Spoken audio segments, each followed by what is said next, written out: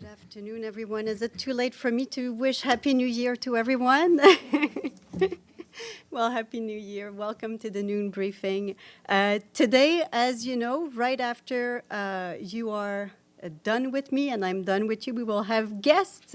Our guest will be Shantanu Mukherjee, the Director of the Economic Analysis and Policy Division at the UN Department of Economic and Social Affairs, better known as DESA, as well as Hamid Rashid, the Chief of the Global Economic Monitoring Branch, also at DESA.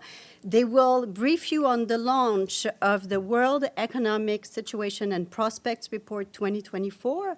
This report presents an outlook for the global economy and underscores the importance of global cooperation and policies to lift global growth and accelerate progress towards the SDGs. And I know this is always a very popular report, so we're looking forward to their presentation.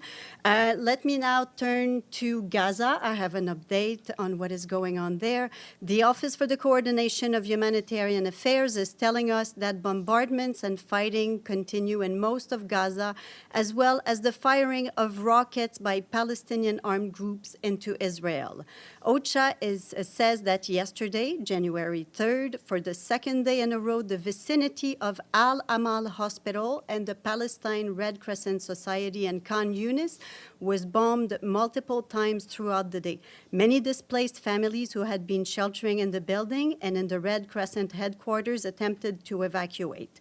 Our food security partners continue to provide support, but they tell us that the operating environment and response capacity continue to be hindered by security risks, by mobility constraints, delays, and denials.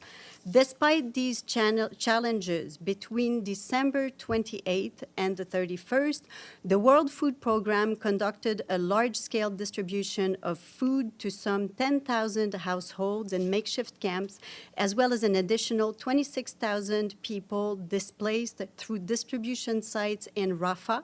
Hot meals were also provided, they tell us, to 57,000 people in Rafah, Deir al-Balah, and Gaza City. Yesterday, UNRWA announced that it will carry out a rapid response plan together with UNICEF, the World Health Organization, and other partners to deliver more than 960,000 doses of key vaccines into the Gaza Strip to protect against diseases such as measles, pneumonia, and polio. Humanitarian workers, as we have said repeatedly, need safe, sustained, and unhindered access now to deliver urgently needed life-saving assistance. And as you all saw yesterday afternoon at the Security Council, the Assistant Secretary General Khalid Kiari briefed Council members on the situation in the Red Sea. He reiterated our warnings against the adverse political, security, economic, and humanitarian repercussions of military escalation in the Red Sea and the risk of worsening regional tensions. He also underscored the need to protect the freedom of maritime navigation, as well as our concern about the potential impact of the current attacks and disruptions to sea traffic in the Red Sea on international trade. The Secretary General of the International Maritime Organization, Arsenio Dominguez, as you saw, also briefed the Council and stressed the importance of ensuring the safety and security of global supply chains. He added that IMO, the International Maritime Organization, continues to closely monitor the situation and to liaise with industry and navies on this matter. Let me now move to Ukraine. Our humanitarian colleagues are telling us that attacks and hostilities have continued across the country over the past 24 hours. This morning, according to our humanitarian partners on the ground, most of the city of Kropivnitsky in the center of the country was left temporarily without water and electricity after strikes. Attacks also damaged homes and schools, killing and injuring civilians in the Sumy region in the north, in the Donetsk region in the east, and in Kherson and the Mykolaiv regions in the south. In total, since December 29th, at least 10 health facilities and 8 schools have been damaged in Ukraine, and this is according to UNICEF and the World Health Organization. We, along with our humanitarian partners, are helping people impacted by these attacks. In Kharkiv, humanitarian organizations are working with volunteer groups, and they covered more than 30% of 1,500 windows that were damaged in the city over the past days, which is something important as they are in the middle of winter and it's very cold. In the Sumy region, humanitarian workers rapidly responded following an attack in the evening of January 1st, which damaged a 2-story apartment building. They provided tarpaulin for the rapid repair of homes and psychological support to people impacted by the attack. Turning now to Sudan, different continent. In a statement that you may have seen that was issued earlier today, the Undersecretary General for Humanitarian Affairs, Martin Griffiths, warned that 9 months of war there has tipped the country into a downward spiral that only grows more ruinous by the day. Across Sudan, nearly 25 million people will need humanitarian assistance this year, but escalating hostilities are putting most of them beyond our reach. Mr. Griffiths called on the parties to the conflict to protect civilians, facilitate humanitarian access, and stop the fighting immediately. He said that in 2024, the international community, particularly those with influence on the parties to the conflict in Sudan, must take decisive and immediate action to stop the fighting and safeguard humanitarian operations meant to help millions of civilians. And you asked us yesterday about whether there would be a new meeting on Afghanistan in the near future. I think, Miriam, you're the one who asked about that. I can tell you that the Secretary General indeed intends to organize a second meeting of Special Envoys for Afghanistan at an appropriate time. I don't have a time to announce today.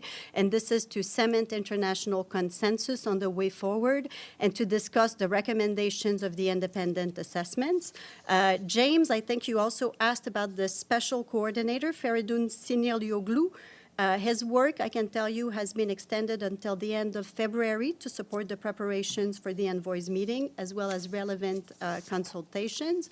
And in terms of who does what, the special representative of the Secretary General, whom you know, Rosa Otunbayeva, continues to lead, of course, the day-to-day operation and engagement of the UN assistance mission in Afghanistan, UNAMA.